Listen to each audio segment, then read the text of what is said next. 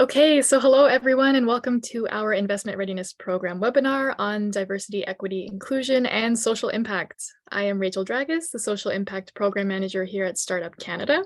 Here as well, we also have Anahita, our Communications Officer for the Investment Readiness Program and Social Impact at Startup Canada. So before we begin today, I'd like to acknowledge the land on which I reside today. The City of Toronto acknowledges that we are on the traditional territory of many nations, including the Mississaugas of the Credit, the Anishinaabeg, the Chippewa, the Haudenosaunee, and the Wendat peoples, and is now home to many diverse First Nations, Inuit, and Métis peoples. We also acknowledge with respect the diverse histories and cultures of all Indigenous peoples. And we encourage you also to take a moment to reflect on and acknowledge the traditional territory that you are residing on today. So just a brief background on Startup Canada. We are the national nonprofit gateway to Canada's entrepreneurial ecosystem. We're here to connect entrepreneurs with the support, community, and the tools that they need to build a successful business in Canada. So we help support social entrepreneurs all across the country, and we're also an ecosystem builder and member of the Investment Readiness Program's partnership team. So before we begin today, just a few housekeeping items. Today's session is being recorded. We will have it added to the Startup Canada's YouTube channel afterwards as a living resource for reference. We also have a French interpreter available for today's webinar for live transcription. So thank you, Nicholas Irvine, for joining us. You can select the corresponding channel at the bottom of your screen to access the French interpretation. We also ask that you please keep your cameras off and microphones muted throughout the session. However, we do welcome any nonverbal feedback, so feel free to use those reaction buttons in your menu bar at the bottom of your screen to give a shout out to our presenters today. We also welcome you to connect with each other in the chat as well. If you have any questions for our speakers throughout the session, we do encourage you to place them in the chat and we will flag them to our speakers and do our best to have them answered live today. So to help guide today's conversation, we have our moderator here, Mariam Ahmed. Mariam is a senior fellow and doctoral researcher at Social Innovation Canada. She's also part of the Waterloo Institute for Social Innovation and Resilience and a partner with Canada's Investment Readiness Program. So Mariam's work centers on dialogues of wisdoms and explorations around alternate ways of knowing, doing, and being to decolonize social innovation and entrepreneurship. And with that, I invite you, Mariam, to take the floor and introduce the webinar and our speakers today. Thanks so much, Rachel, and thank you everyone for coming. We're so excited to keep talking about what it means to have diversity, equity, and inclusion in the social innovation, social finance ecosystem, but also diving deeper so that it's not just some checklist thing, but going deeper into what does it mean to have justice along with EDI? What do those things lead to, and how does decoloniality all play a role in this? And what does it mean to learn from Indigenous and traditional wisdom that are part and parcel of this land that we now call Canada? So with that, I'm so pleased to welcome our speakers today, Kasia and Victor, and maybe give them a couple of moments each to introduce themselves, their work, which is just brilliant, and we're going to learn so much with them today. So maybe, Victor, we could start with you and then pass it to Kasia. Absolutely. Thank you so much, Miriam. As always, I give thanks to my ancestors, to the creator, to the original stewards of the various lands that we're on, as we come together today to build, to share, to learn, to grow together for our collective liberation and sovereignty. My name is Victor Beausoleil. I am a husband, a father of four.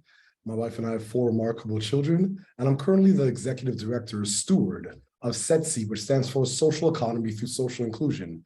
And our work is at the intersection of social innovation, predicated on tools that have been used since time immemorial, but have different terms now. So social finance, social procurement, social acquisition, social economy, the cooperative movement, entrepreneurship, and impact investing.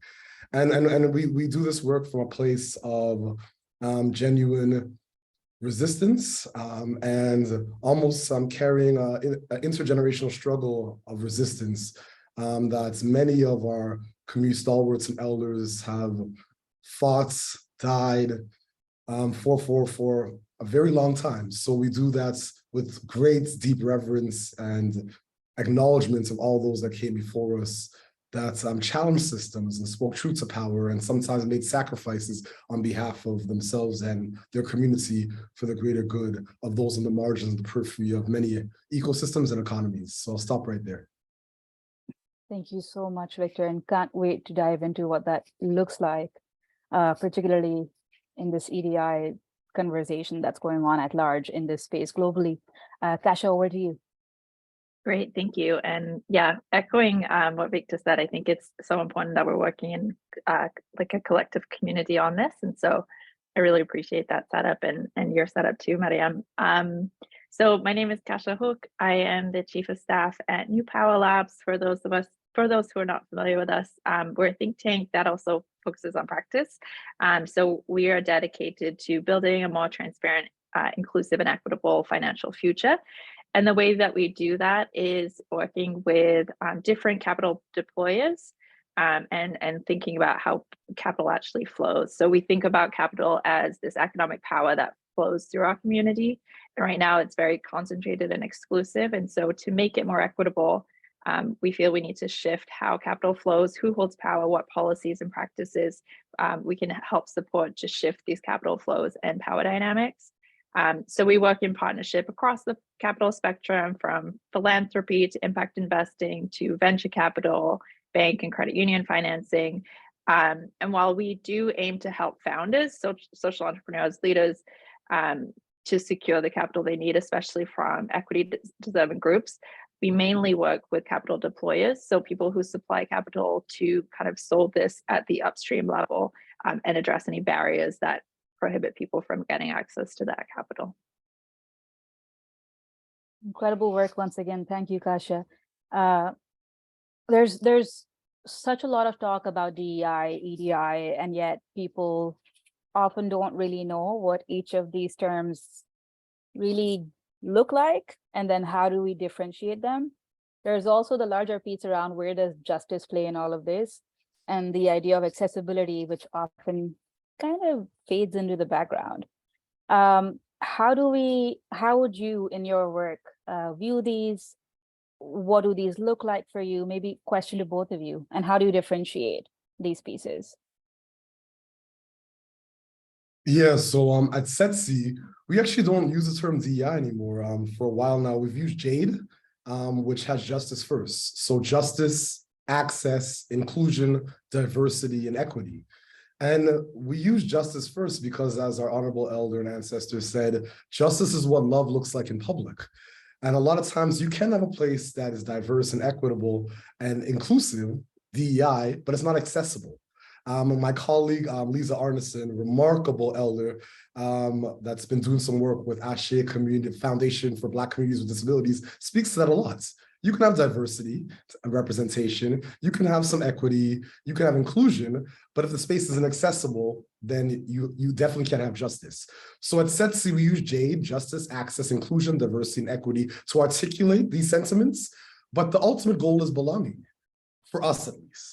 Like these terms that we're using right now in different spaces with different understandings and different frameworks should lead to some level of belonging that should subsequently lead to some level of sovereignty and liberation for communities that for a very long time have been historically excluded, but more importantly, creates a dynamic where we can actually identify the data that's required to liberate us.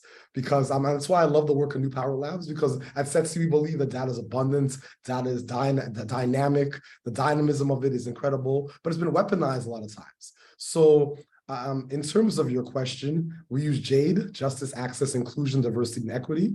And we use it to create a space of belonging.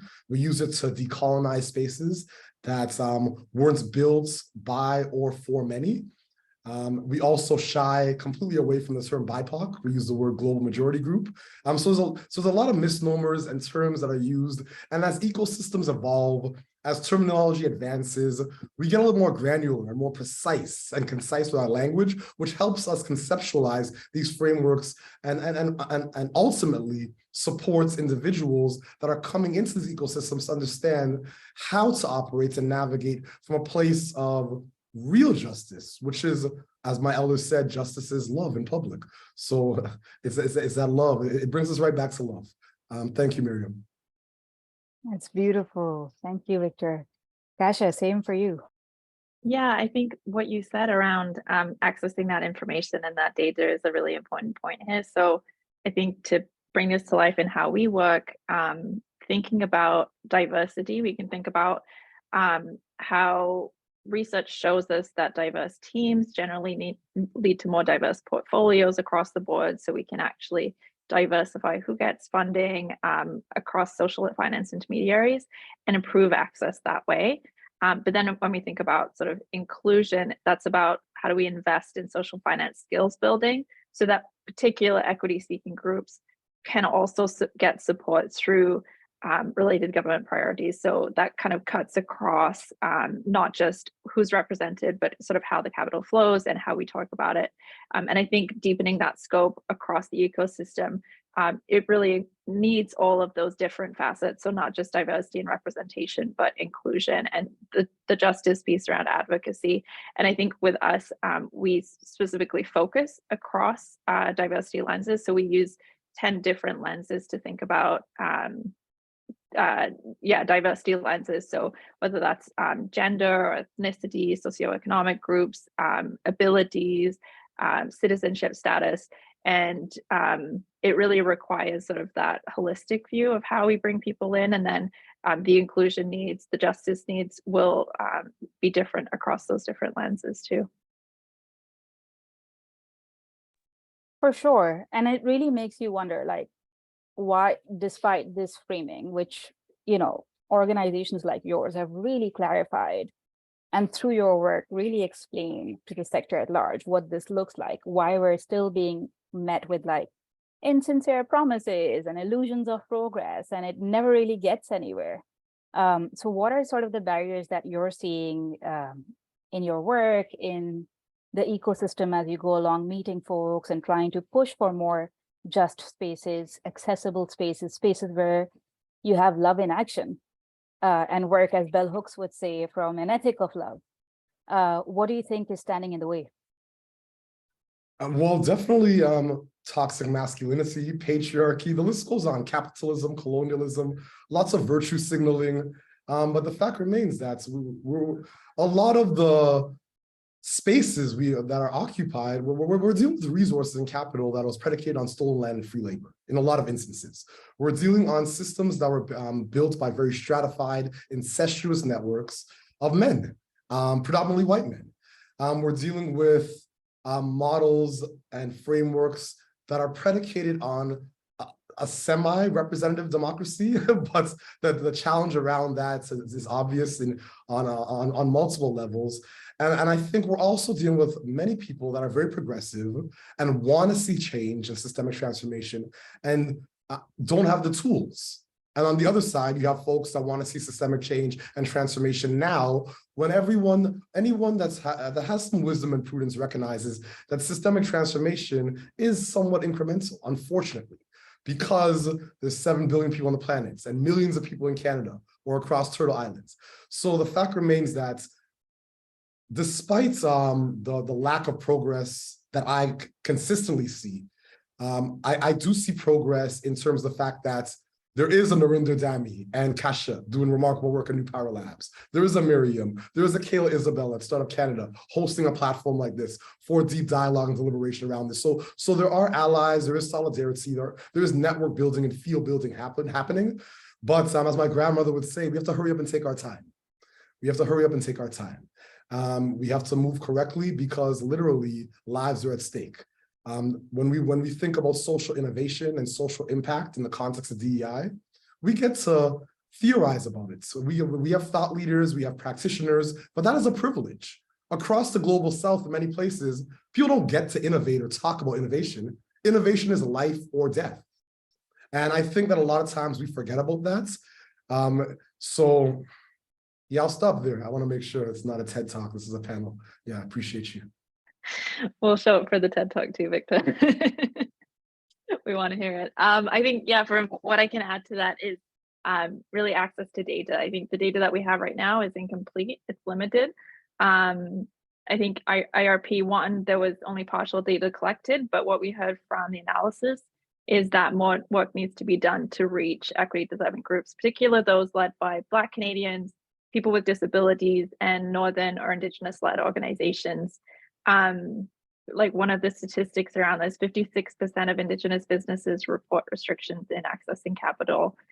63% of Black Canadians report not being able to access capital from their primary financial institutions.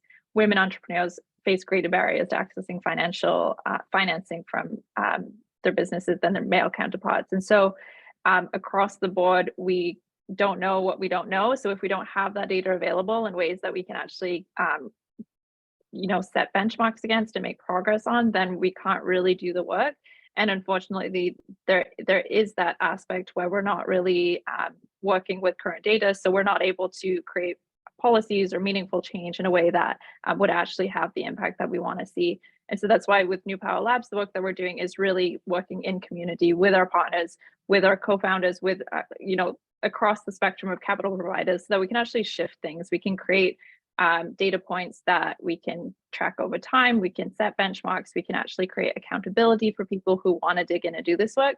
I don't know that it's necessarily people don't have the right intentions when they set these goals, but it's mostly what are the tools that are missing, or what are the ways that the systems are actually not designed, and we're not able to flag those things because we can't point to the data points that would actually allow us to make those business decisions in ways that we can across different decisions that are made in the business.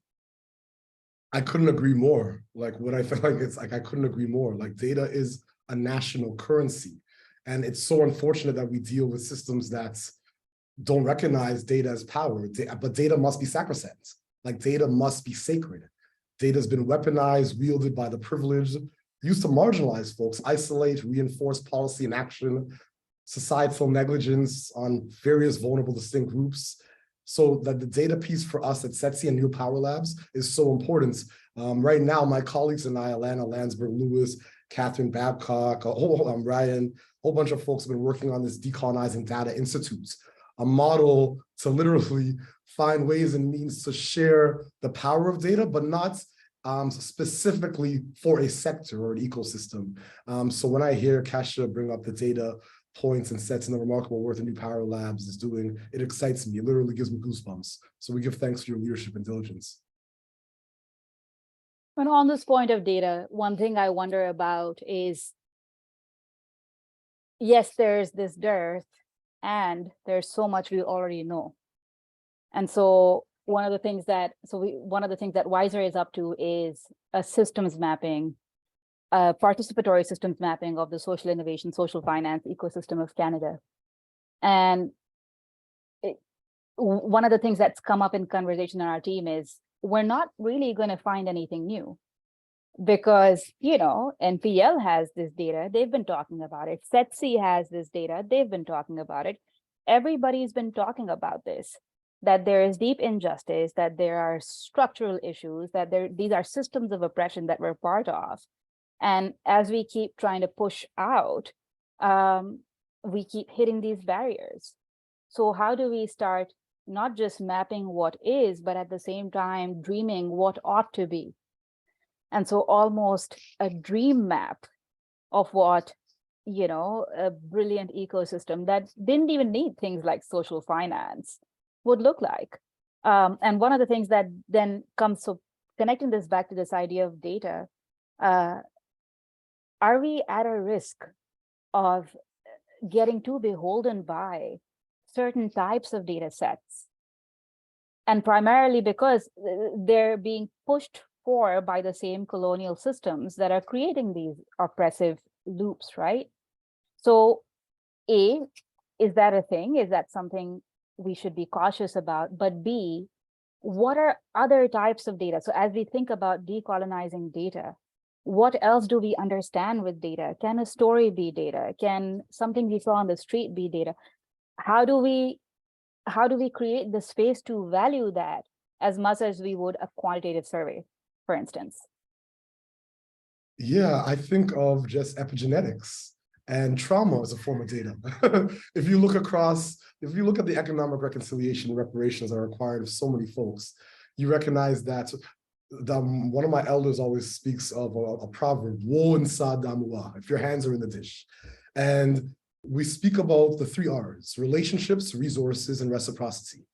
And a lot of times those barriers that you spoke of, Miriam, are predicated on either a lack of resources or a lack of relationships.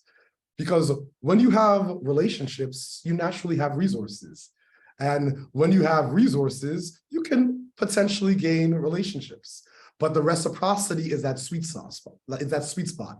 It's the piece that creates either extraction and exploitation, or creates sovereignty and liberation. So definitely, I think that going back to your points around even redefining what data looks like, in indigenous cultures across the global south, predominantly on the continent of Africa, we have the concept of the griots, or oral tradition. Oral tradition was a form of data that was passed from mouth to ear. It was passed from mouth to ear for a reason, because it was sacred. But the fact remains now, like, what's sacred in 2023? You know what I mean? Like, what's really sacred in 2023? So with that being said, I think that we definitely have to look at some of the data points, the sets, the framing, the lenses. Kesha spoke of a racial, social, and gender equity lens. There are so many intersectional lenses to look at data, but I really believe it comes back to those models of the simple things: love, which is abundance, you know, wonsa damu, if your hands in the dish, if you're a part of a community, ubuntu, I am because we are, like, appealing to folks' highest virtues as opposed to virtue signaling, and appealing to real impact as opposed to performative positions and stances and postures that are almost disrespectful to a certain degree. Yeah, I agree with that. I think the piece too is that right now, we can talk about other data sets and we can talk about the things that exist, but right now it is so inconsistent across financing that I think there is room to create this consistent, transparent, publicly available database. And I think we need to, as you said, kind of pull out more of the pieces about what is not getting captured currently. So we can talk about the fact that there is this robust social finance field that exists. But if we don't actually have social entrepreneurs from equity development groups who speak the language, who understand the jargon, who are actually able to meaningfully participate, then counting the number of programs that are available or the amount of funding that's been made available won't actually matter. And so that's where the disaggregated data piece comes in, so that we can actually understand who is participating. For example, our experience working in Quebec with social finance intermediaries, there are these significant regional differences, and unless we're tracking across those, we actually can't approach equity across social finance. There's also, I think, this piece around outreach to specific groups. So if we have that intersectional data, we can invest in capacity building programs that are dedicated to specific groups and help them access social finance, so that they're seeing themselves in it, they're understanding where it fits, and they're able to access it in a more cohesive way.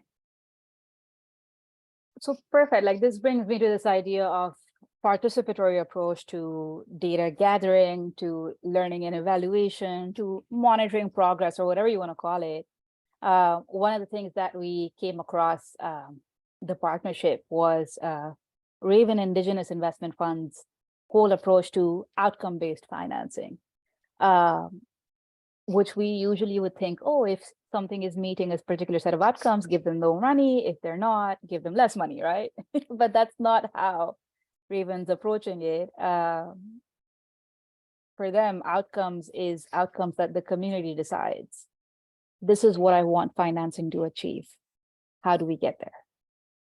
And so how in your work or in other people's work that you've observed, can we have that approach to outcomes, right? Which is more participatory, which is more community-led, community first, and essentially sort of diminishes that difference between the holders of money and power and the ones who are facing challenges and problems on the very lowest rung on the ground. Yeah, I think we have to be leaders. And to be a good leader, you have to be a steward, and you have to be willing to serve, because service is the ultimate form of leadership. And in that, I say, we have to find ways and means to ensure that as a leader, we don't take any type of money. So right now, there's leadership within the various ecosystems that we're discussing that allow funders to drive the outcomes consistently. And there's other leaders who say, no, it's okay. You can keep your resources. We'll be fine. And I know many of those leaders a lot of times struggle with cash flow and struggle with bandwidth and capacity, but they have their integrity and they're able to look at themselves in the mirror because they know that a community-driven outcome is better than an outcome that was driven for resources or fiat currency that's not backed by any gold. So that's really important. The other piece is I feel like the ecosystem does not actually define outcomes very well. Most folks are working on outputs. How many butts in the seats? How many people attended the program or service? How many people were served? Those are outputs. Outcomes are, how did this program, service, offering, or initiative transform the lives of said individual or community? So outcomes and outputs are very different. And I think we have to start thinking from a more transformational lens than this transactional model of we'll receive capital, we'll do some work that's we've agreed to doing, but it was kind of driven by the funding stream and the outcome's already been semi-decided on. We'll figure it out. And the goal is to make sure that we deliver on the contribution agreements and provide you with reports. Thank God there's innovation happening with our federal government right now. And I'm a very big fan of the Investment Readiness Program and Robin Weiser, Trin Bagley, their team, because that's not the approach, but it's 2023. Like imagine if we got here 10 years ago, where we would be.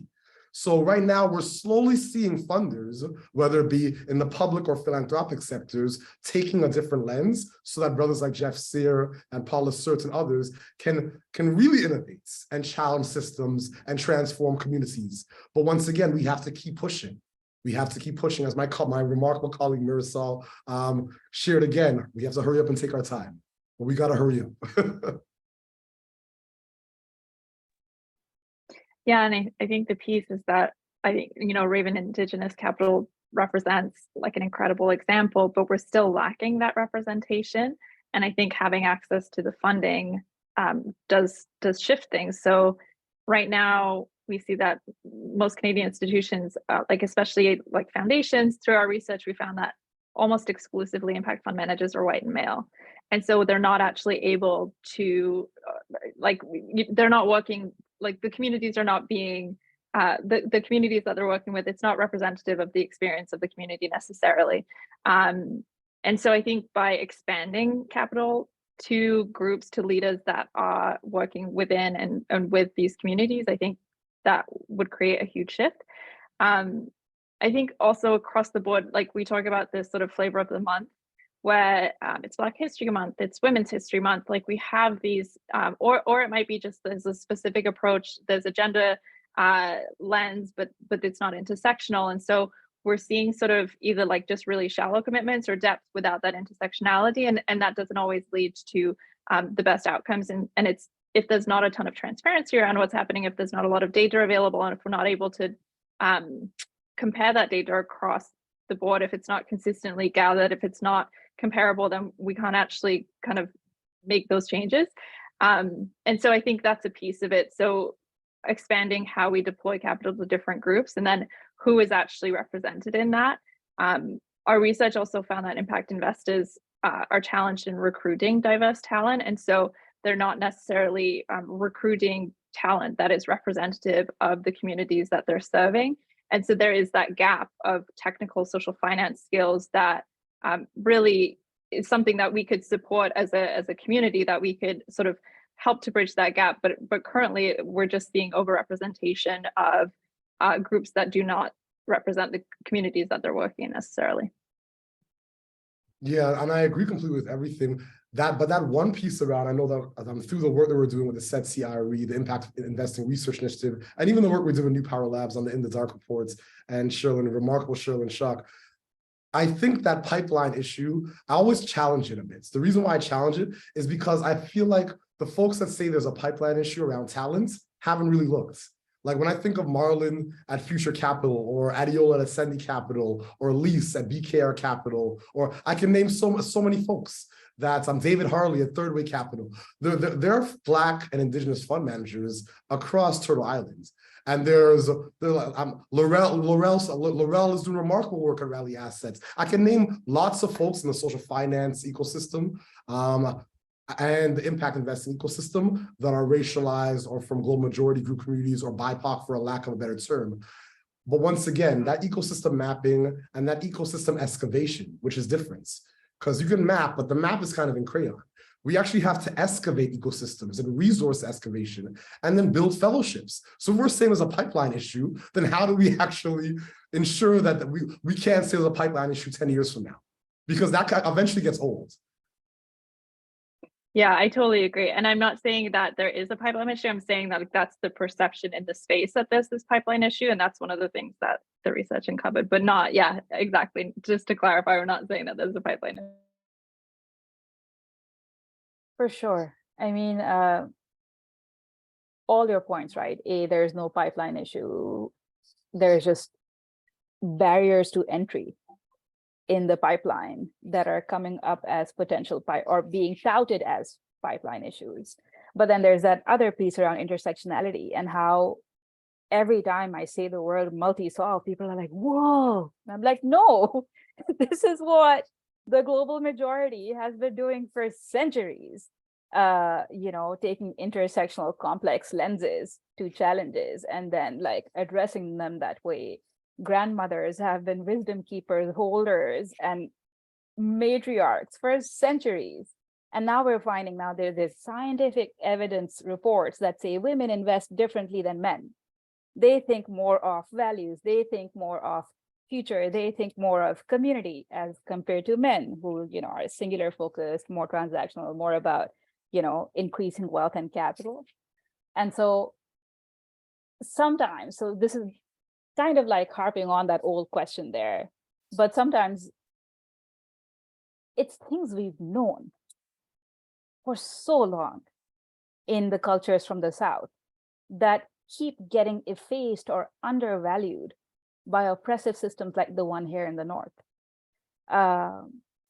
Boils my blood a little, but also makes me smirk a little because I'm like, yeah, I told you so. But how do we, so with these things that we know, with these things that we've learned, clearly through the data that NPL has been collecting, through the work that SETC has been doing, you're sharing progress, you're reporting data, you're putting it all out there. How do we really drive this to the end, right? Like a lot of these facts, Kasia, that you shared with us are like, they're infuriating. And yet I don't see that anger or that, as Victor said, the rush, right? The hurry up to get it done, right? How do we really sort of do that last sort of fist to the ceiling that kind of breaks it all open? Like, where do you think some of those like pivotal barriers are at? I think it's a generational struggle. I think that when you speak of the cultural appropriation, because remember, these traditions that come from the global South and all over the world, Susus, Tigalis, Hagbas, Isusus, Patnas, Hands, Europe, Tontines, like the fact remains, this has been happening for a very long time. But I don't think power is just going to concede just like that. Like my colleague Lise from BKR Capital was on a panel with myself and Narinder, and she was talking about the $7 trillion in capital in VC resources. Or my beloved brother Jonas Hassan was talking about the billions of dollars in philanthropic resources. You think these men with power or these individuals with power are just trying to give that up and see? I doubt it. So that's a really important thing to recognize as well. I think that we have to go back to the roots. And the root of a lot of this is capitalism and colonialism. This is stolen land, free labor, and theft. One of my sisters always talks about when folks get mad, when Africans are getting off ships, going into Europe. And she says, well, we're coming here to polish our stolen artifacts. and that shouldn't be funny, but the fact remains that small, very small regions of the planet, that harsh conditions, cold, very limited minerals and resources, took over the planet. And we've been dealing with that for 400 or 500 years. And to this day, we're dealing with that. Like the only way, and I say this a lot, but the only reason I am able to talk to you on my MacBook is because, or some of you are driving to your office in your Tesla, is because children are mining in the Congo right now. Like right now, this very moment. So to this very day, this just flagrant injustice and almost sickening extraction is occurring. And when you ask where the anger is there for sure. The rage is there, but it has to be tempered. Primarily because as a 39-year-old African man born and raised in Toronto, Canada, if I'm too loud, I am aggressive. So there's a very thin line between being assertive and aggressive for me. There's a very thin line between being confident and arrogance. How do you straddle that? And that's just me. Can you imagine racialized, like someone deal with other intersectionalities, whether it be gender orientation, region, demographics. So I'm saying also say that the anger, the rage is there. I don't, once again, I don't believe that systemic transformation happens overnight, but I don't believe in incrementalism either. So it's finding that space in the middle, it's finding that middle ground to say, we see you and we know you see us. You don't want to hear us, you're going to listen, and we're going to hold you accountable and keep building and striving and thriving and winning to the point where you have to partner. Oh, okay, you don't want me at your table? No problem, we'll build our own. So like it's that energy, and people call it bravado. I would say it's confidence. We have to have that assumed power because a victim can only go so far. So I really feel that we have to change narratives and really assume the power that comes from the blood of our ancestors whose bones lie at the bottom of the transatlantic ocean or that are buried on sites across Turtle Island that we still haven't discovered yet.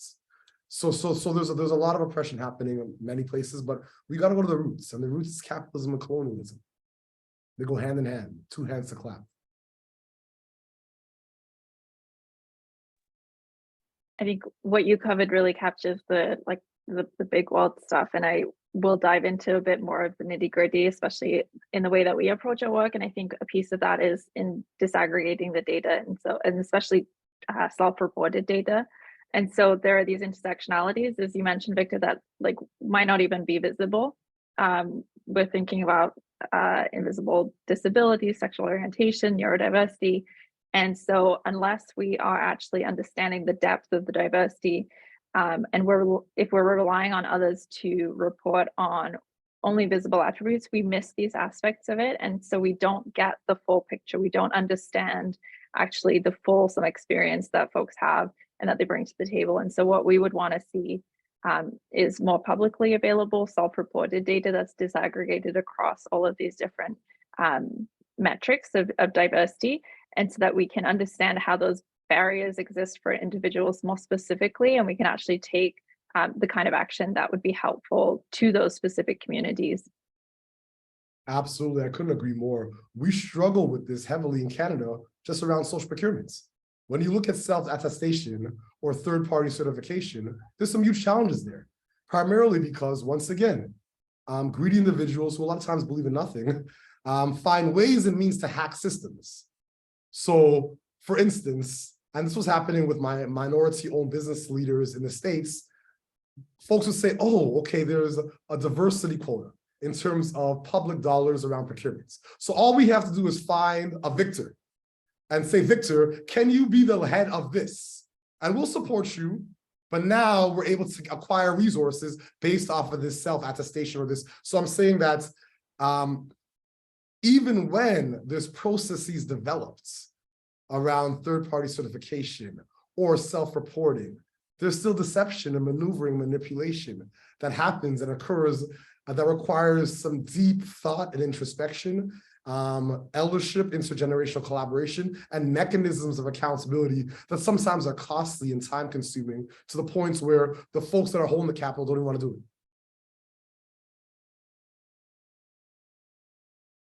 Exactly. Like even when we see these processes, so for instance, EDI hiring, which was a huge thing in the US post George Floyd. And then this phenomenon of golden handcuffs, where you hire these brilliant people to lead DEI initiatives and then don't give them any power to really change anything. And so once again, as we think about DEI, as we think about justice, we collect the data, we report it, we find ways to track our progress. Because of the kind of systems we're part of, there's always going to be these ditches, these hurdles, these pieces where the systems of oppression keep trying to repeat themselves and resist when you try to push them. And so like Victor said, there's often these liminal in-between spaces that are not direct. You don't head-on confront the patriarchy. You don't head-on confront the coloniality because you don't want to be the angry brown woman or whatever else, right? You want to be that wise grandmother who is able to do so much with so little, who is able to find those liminal in-between spaces and then crack a pivot and suddenly things shift. And so as we start working, like you said, Victor, like growing our networks, partnering together, aligning on these actions for justice, what are ways in which we know that these efforts that we have towards more just, equitable, diverse, accessible, inclusive, not just spaces, but ecosystems? How do we know it's working? And same question, Kasha, like, how do we know we're on the right way? Yeah, I think that as long as we're working, it's working. And I never stop working. So that's the first thing. In terms of the golden handcuffs, I think practical things that we can do to protect ourselves, because that happens in Canada. One of my colleagues was hired by a very large financial institution. And as well, another colleague hired as the chief DEI officer of an international aid organization. And literally not able to do anything, very performative hire. But when we unpacked, I was like, look at your employment contract. You knew what you were going into. So a lot of times we have to do the introspection and say, like, am I willing to be that token? Because if you know you're going into a tokenistic situation and you agree to the terms and conditions of the contract, I have no tears for you. I feel you made a decision. You know, you took the red pill or the blue pill, whichever one. You wanted the steak. You know what I mean? The matrix. But I think that if folks are given an opportunity around this and they push back around flexibility and freedom in their employment agreement and contract, that's progress. I can think of many reports like SETSI's lost resources this year because we did not agree to draft reports for institutions because we knew what we were going into and we knew the report would be shelved. We've drafted reports that and I'm under NDAs and confidentiality agreements, I can't speak to it.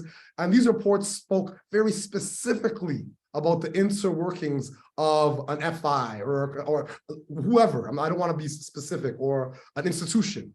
And the report gets shelved.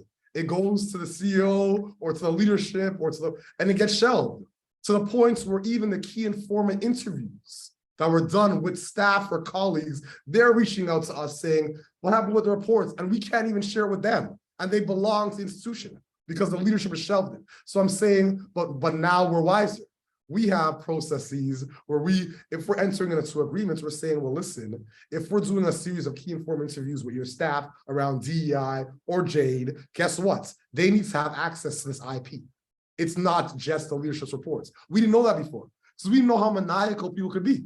You know what I mean? Or strategic, for a lack of a better term. Not maniacal, strategic.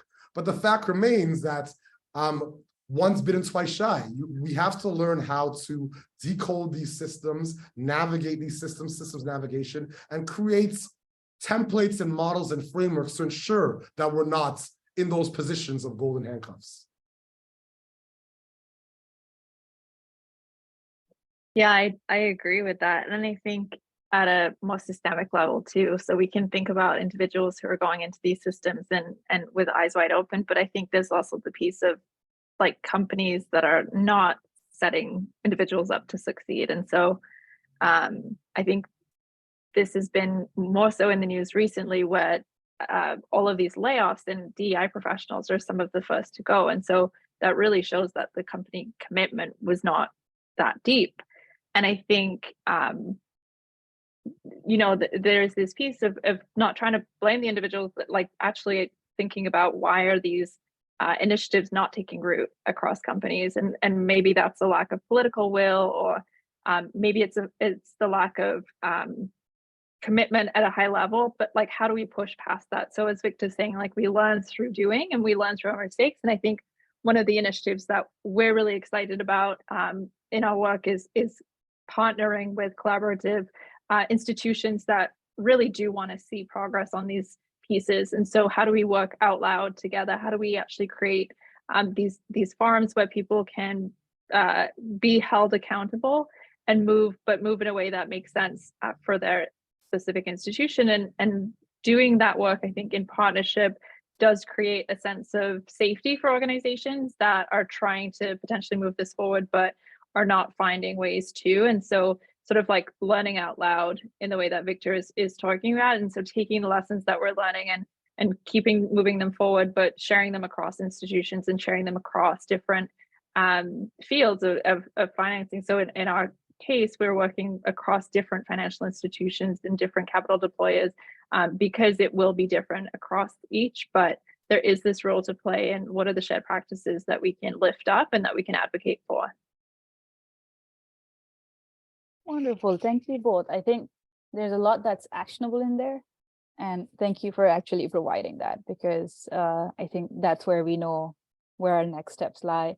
We have a couple of questions from the chat, and then I can hand it back to Rachel.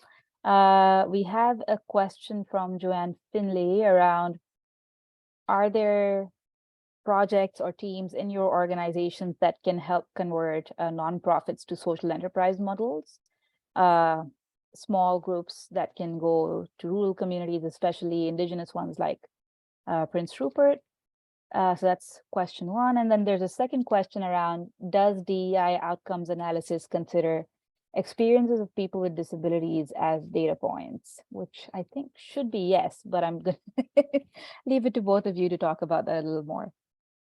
Yeah, in terms of the social enterprise piece, definitely you can reach out to SETSI at www.setsi.ca.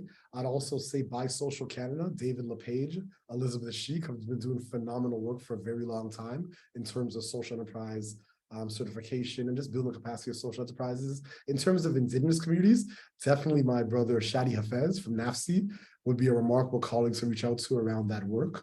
There's quite a few others. I believe that Larissa Crawford from Future Ancestors and Shook are doing some remarkable work in that space as well. What was the second question? Around whether people with disabilities and their experiences are counted as data points in DEI outcomes analysis. Yeah, absolutely. I think the best person, I'll put in the chat, Lisa Arneson.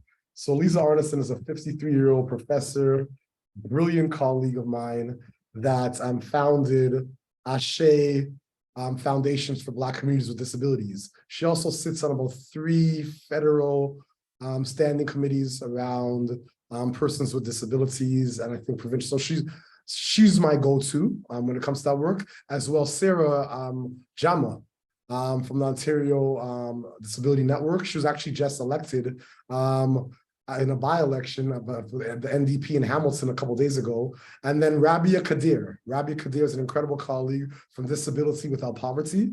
I think those would be the 3 folks that I would refer. Lisa Arneson from Ashe, Sarah Jama from the Ontario Disability Network, and Rabia Kadir from Disability Without Poverty. Brilliant. And maybe what we can do is we can gather these their profile or links to their work through Startup Canada, and that can go into the thank you email, Rachel or Anahita.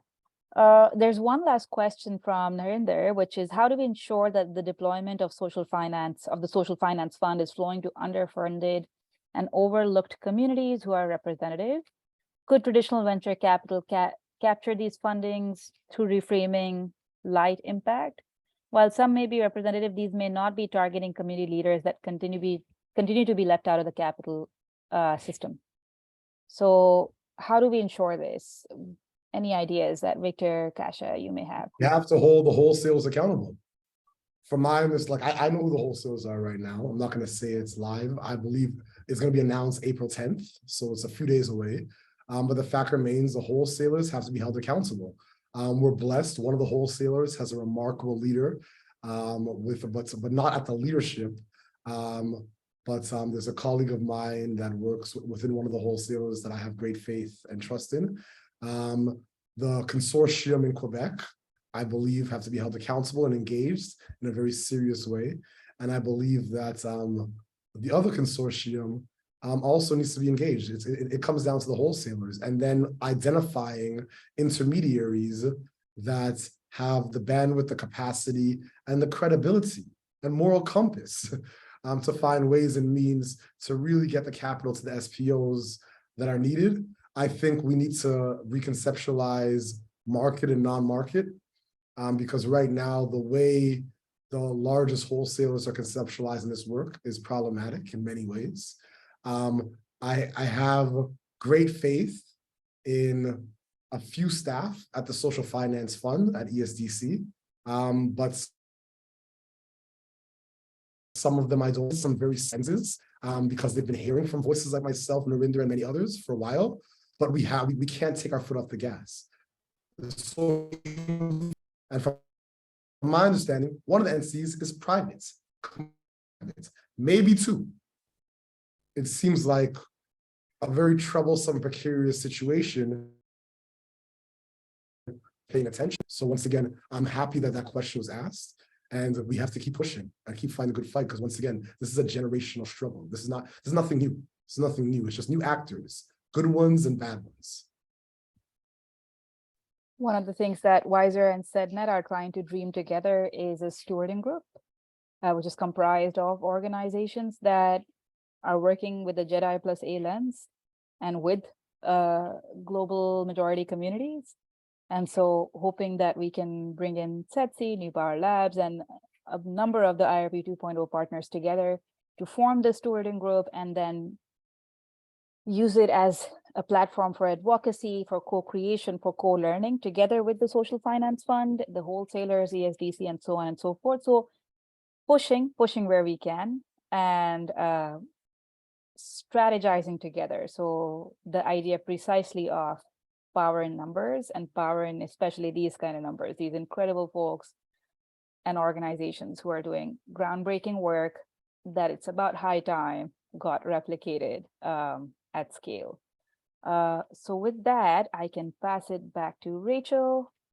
And thank you all for being here. And thank you so much, Victor and Kasia. Always such a pleasure to be with the SETC and New Power Labs teams. Always so much to think about and learn. Very grateful to you. I agree. Thank you so much to our speakers, Miriam, Victor, and Kasia, for sharing all of your expertise and pool of knowledge with us today. I think there was a lot of really interesting insights and discussions that were shared, and we're seeing a lot of these sentiments echoed in the comment section as well. So thank you, everyone.